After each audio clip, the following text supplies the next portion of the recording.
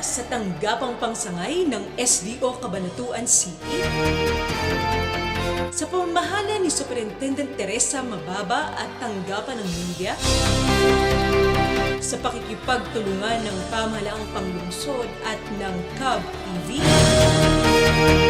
Muling sumasahing papawid sa kanyang ika-11 taon ang DepEd Hour. 11 taon nang naghahatid ng balitaan, turuan at talakayan.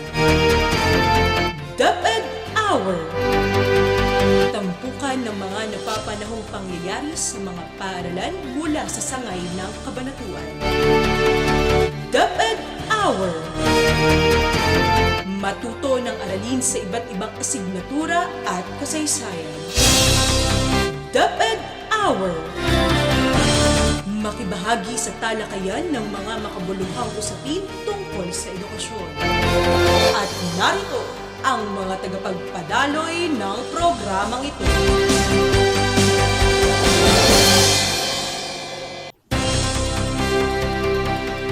Magandang gabi po sa ating mga tagapakinig at manonood.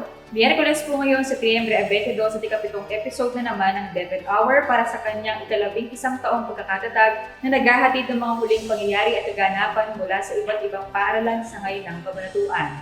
Ako po si Angeline Tolentino ng Imelda Integrated School na makakasama ninyo ngayong gabi sa balitaan, talakayan, kaugnay sa mga napapanahong usapin sa ngayon ng lungsod ng Kabanatuan.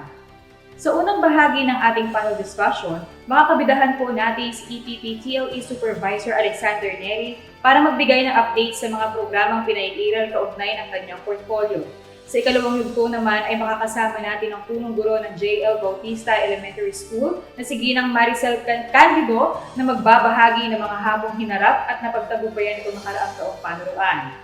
At upang maitampok na natin ang mga ating panauhin, narito na po ang hanay ng mga balita.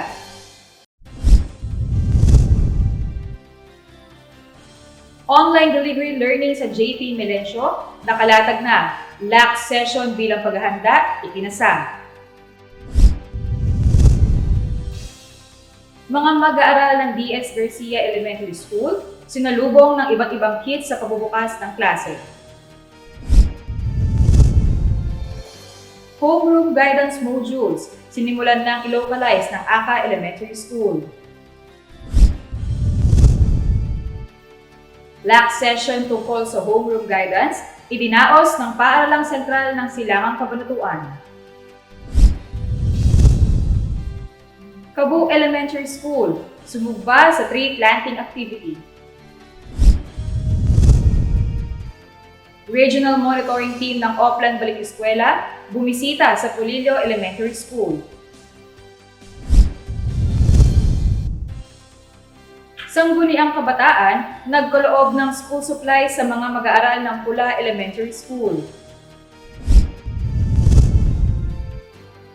Kaligtasan sa pagbubukas sa klase sa taong panuruan 2021-2022, siniguro ng Paaralang Elementarya ng Obrero.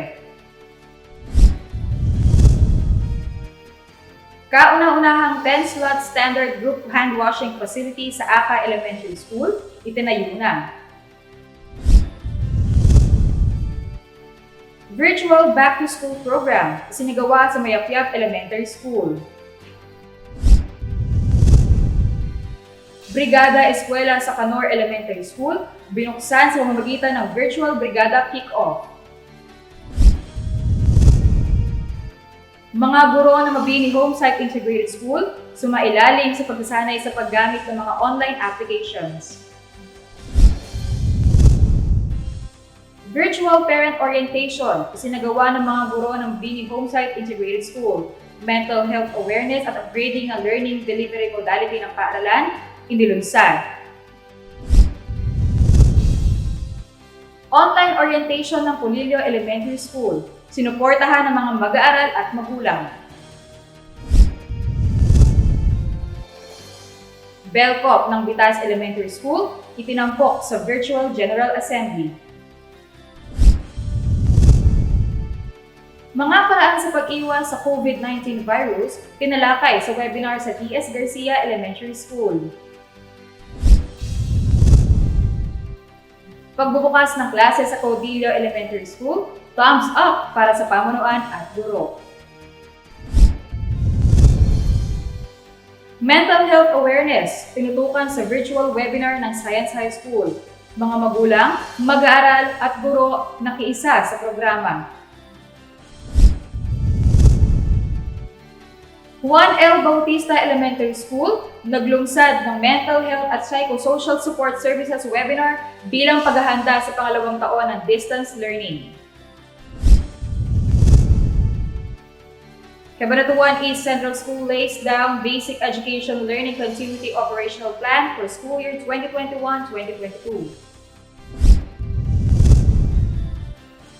Makatbong Integrated School showcases readiness for school opening. CTES Kindergarten ventures on online classes.